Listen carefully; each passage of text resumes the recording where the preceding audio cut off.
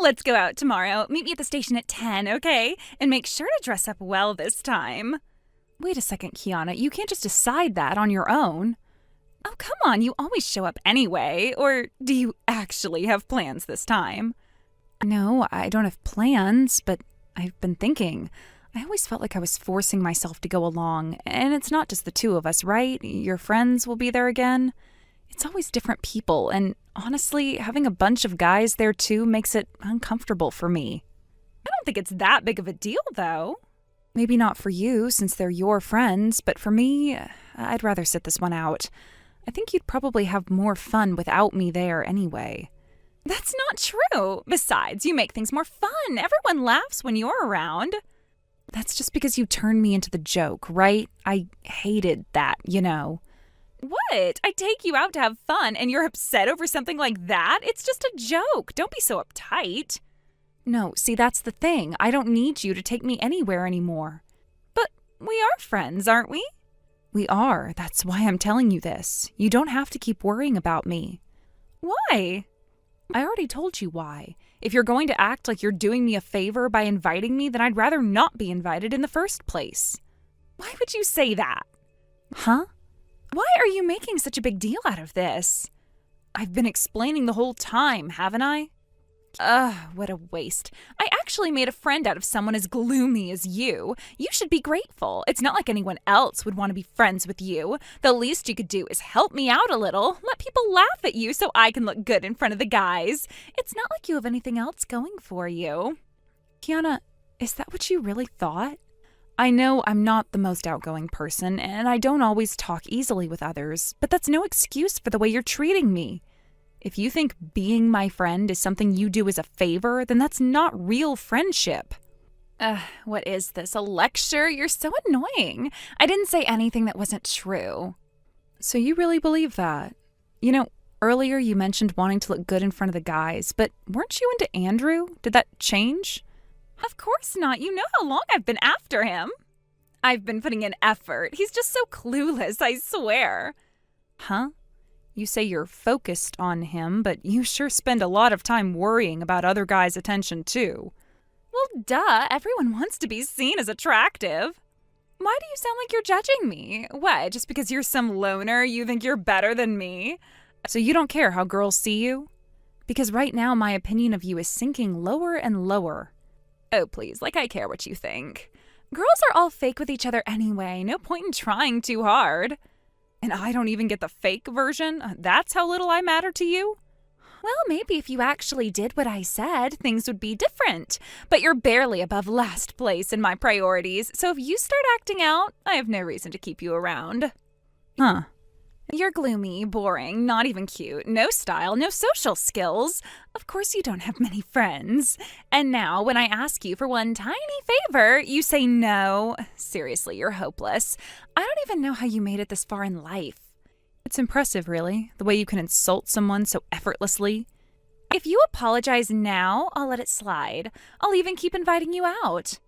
After everything you've just said, I don't think anyone would want to keep spending time with someone who talks like that.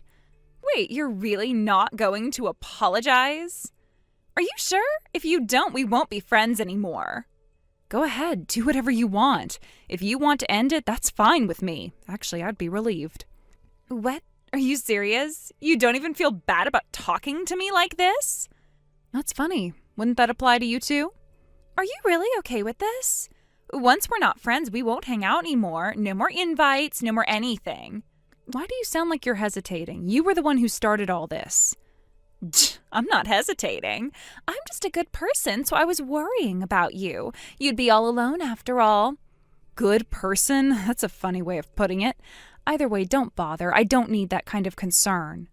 Well, you're really hopeless. No wonder nobody likes you.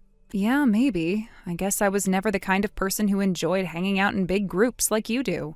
We were never really compatible, and this just made it clear. Whatever.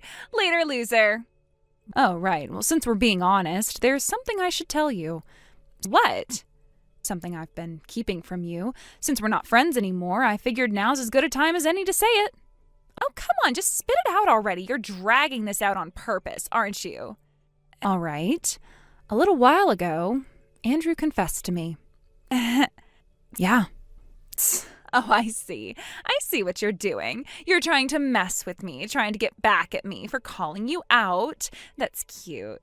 You really think I'd actually believe you? That you, of all people, got confessed to by Andrew? Do you take me for an idiot? It's not a lie. Oh, please. You're telling me that Andrew, my Andrew, confessed to you? You think I'm stupid enough to buy that? You, who's got zero appeal, zero presence, zero anything. Andrew's a guy who could have anyone. He could walk into a room, pick a girl at random, and she'd be 10 times better than you. He'd never pick someone like you. You're just trying to get a rise out of me, aren't you? Believe whatever you want, but it happened. No, it didn't. There is no universe where that happens. You're lying. If you're so sure, why don't you ask him? You're bluffing. You know, it's funny. You've been using me as your little go-between, haven't you? Talking to him for you, dropping hints about you, trying to make sure he noticed you. And yet, it was me he confessed to. I didn't even do anything. I wasn't trying. And still, I'm the one he chose. Isn't that ironic? No. That doesn't make any sense. I let you be around him because you weren't a threat. You were supposed to be useful, not... You were supposed to help me. You were supposed to talk to him, figure out what he likes, and tell me so I could use it. And now you're telling me that after all of that, after everything I did, he picked you? I haven't even given him an answer yet. Then say no. What? Say no right now. If you actually cared about me, you wouldn't even be hesitating. It's not that simple. Yes, it is. Just say no. You know how I feel about him. You know I've liked him forever. I have put in all this effort, all this time, and you think you can just take him from me? I didn't take anything from you. You can't steal something that was never yours to begin with. You were so confident, weren't you? So sure of yourself. You thought you had it all figured out, that he was already yours, that all you had to do was keep pushing, keep playing your little games, and eventually he'd just fall for you. But you never stopped to wonder, what if he never liked you in the first place? At first I thought maybe this would be easier if he just fell for you. Maybe that would solve everything. I even tried to push things in your favor. When he confessed, I dropped little hints about you, brought you up, but he already knew. Knew what? Everything. That I was only talking to him because you told me to, that you were trying to use me to get closer to him. No, he didn't. You're lying. You really think Andrew is that oblivious? That he didn't notice how forced everything felt? That he didn't see through your little scheme? So I asked him. What he really thought about you, and you know what he said? What did he say? I'm not into girls like her. I prefer someone more reserved. So you see, this whole time you thought you were playing a game, you thought you had control, but in the end it never even mattered. No. Yeah. No, that's not how this was supposed to go. I was supposed to be with him. I was supposed to.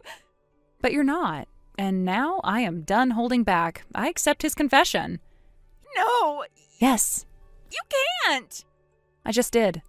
Why? Why would you do this to me? Because we're not friends anymore, and I don't owe you anything. You spent years putting me down, mocking me, using me, belittling me. And now when I finally stand up for myself, now that I finally have something you want, you're acting like I'm the one who betrayed you. That's funny. Shut up! No, I think I've been quiet for long enough. I let you control me. I let you make me feel small. But I'm done. I am not your punching bag anymore. You think this makes you better than me? You think you're winning? I think I don't care anymore. Goodbye, Kiana. No, come back here. You can't just leave. You can't just walk away from me. Hey!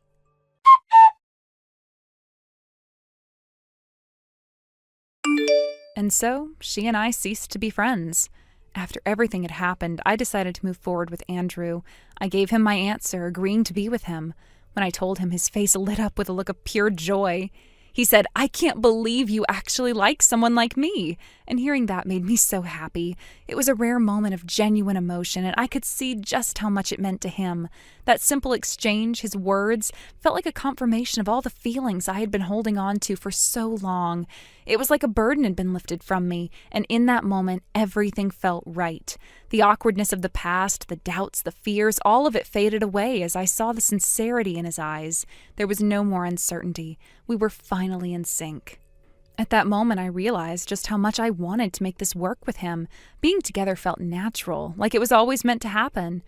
It wasn't perfect, and I knew we would face challenges along the way, but I had a deep sense of peace with the decision I had made. The happiness I felt was something new, something I hadn't experienced in a long time. Andrew made me feel valued, loved, and for once completely accepted. It was a new beginning for both of us, and for the first time in a while, I was confident about the future. The uncertainty that had clouded my life for so long seemed distant now. Meanwhile, Kiana, who had once been such an important part of our group, didn't take the news well. She didn't accept the situation and certainly didn't take kindly to the fact that Andrew was now with me. Instead of moving on or finding happiness elsewhere, she decided to make things more difficult. She couldn't let go of him, and she began to take drastic, obsessive measures to get his attention. She started plotting ways to steal him away from me, going to great lengths to manipulate situations in her favor. Her behavior became more intense, and it soon escalated into something that went beyond normal jealousy.